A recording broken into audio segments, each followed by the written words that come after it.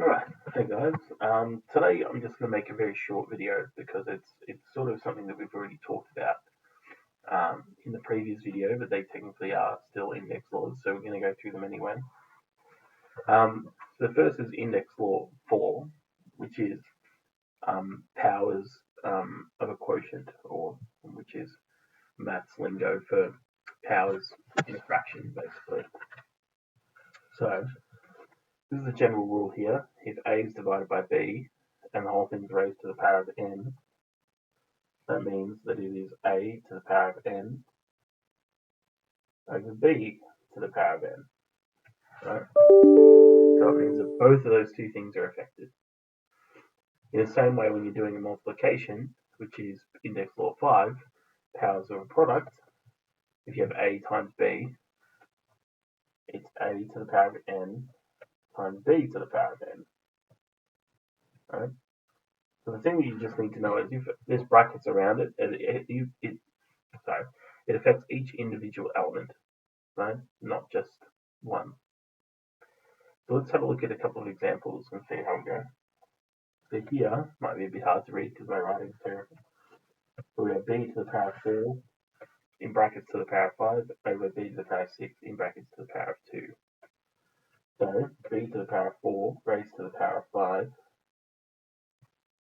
is b to the power of 20, because you remember if there's a bracket, I times those two powers together. Right? So I do b equals 4 times 5 will give me b equals 20 over b to the power of 6 times 2, which gives me 12. Right? And now I have a fraction.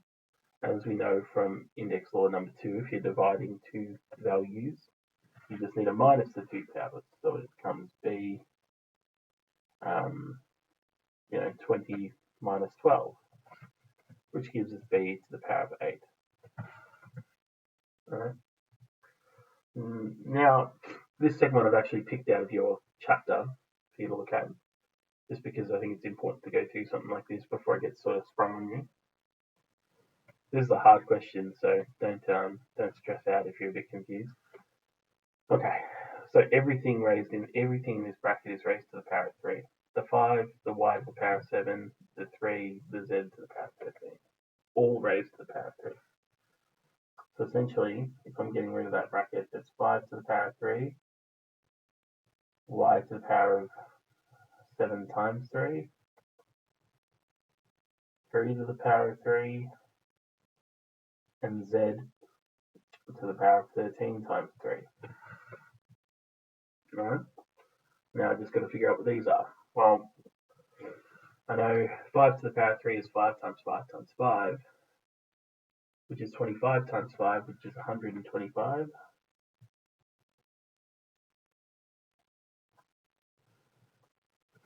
Uh, 125y times 7 times 3, which is 21.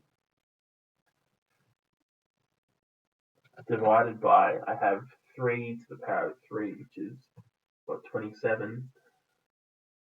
Yeah, 9 times 3, which is 27. Y, 13 times 3 gives you 39. Right? So that's what I've got at the moment. Now, normally you would, it's not a Y, it's a Z. And now that you would normally look and see if you cancel down these two numbers, 25 and 27, I'm going to have a guess and say that they don't cancel out just because they don't seem to have many factors in common. I could be wrong, but and then at this stage you would look to cancel further, but the problem is the top is Y and the bottom is Z. I can't actually cancel those out because they could be different. They could be different values. So I just leave my answer as that. Okay. And then an example of powers of a product. I'm just going to do a quick one, a hardish one. Right? So again, everything inside this bracket here is raised to the power of 6, every single thing. Meaning this is 3 to the power of 6, a to the power of 6, b to the power of 6 times b to the power of 4 times 6 times 2a squared b to 7. Now we go through and figure out what all these ones are. So 3 to the power of 6, that's a big number. I'm just going to quickly do that on my calculator because it's early and I can't be bothered doing it in my head.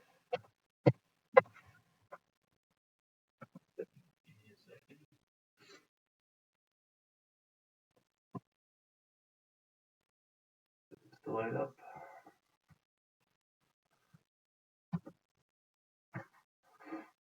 Okay.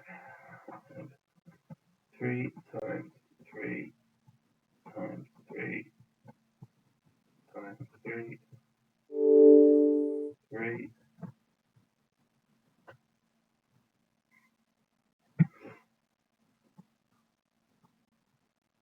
times 3 times 3.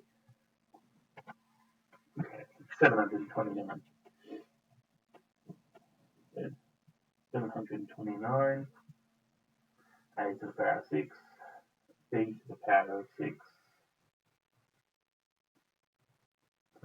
times b to the power of 24,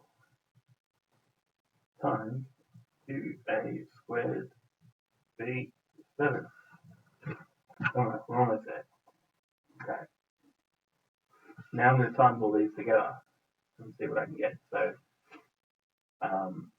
729 times 2 give me 1458.